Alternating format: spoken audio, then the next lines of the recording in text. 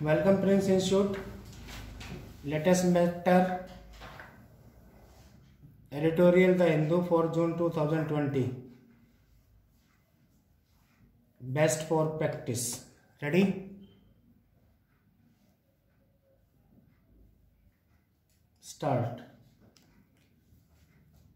India deserves its place on the global stage, but on G11 it must be clear about its aims.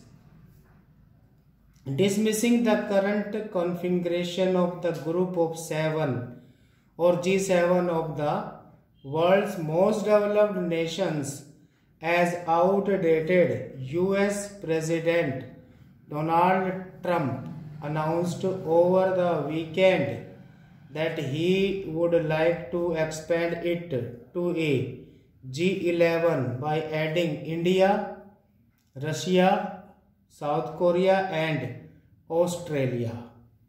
He followed that up with invitations to their leaders, including Prime Minister Modi, to attend the G7 summit in the US later this year. The news was welcomed by Mr. Modi, who commended Mr. Trump for his creative and far-sighted decision to expand the format of the grouping to keep up with the new realities of the post-COVID world.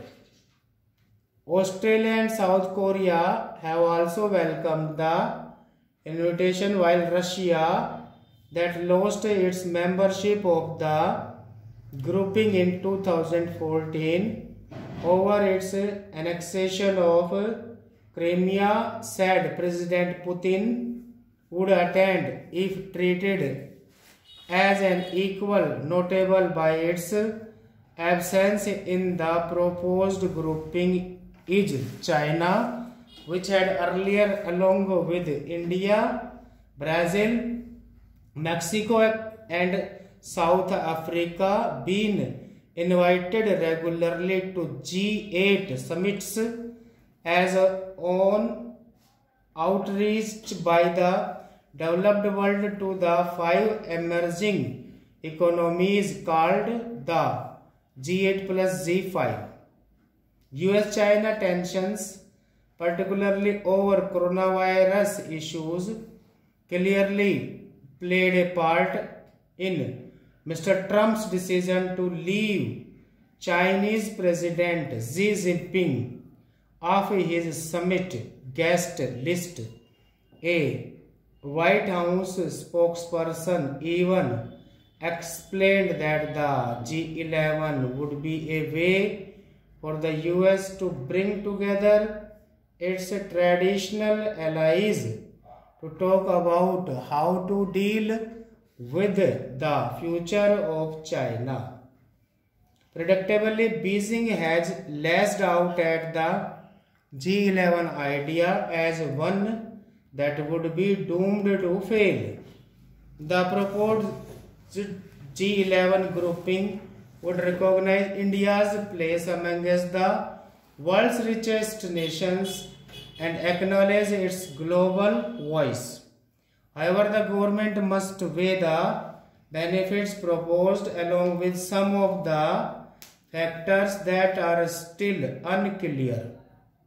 As a host, Mr. Trump can invite any country as a G7 special invitee, but changing its composition will require the approval of the other members. Already there are some concerns over Russia, which could derail the entire G11 plan, making any concrete decision by New Delhi on the issue premature. It is unclear when the summit will actually be held, given the November poll in the US, although Mr. Trump has indicated that he could hold it close to the UN General Assembly session in September. Despite its border tensions with Beijing, India must also consider its objectives in attending a grouping that appears aimed at fueling a new Cold War between the US and China. Finally, an evaluation of the G7's effectiveness as a multilateral forum thus far is needed, given deep member differences on issues including climate change, security contributions, Iran, etc. In France last year, the grouping was unable to issue a joint communique due to these differences, a first in its 45-year-old story. Stop.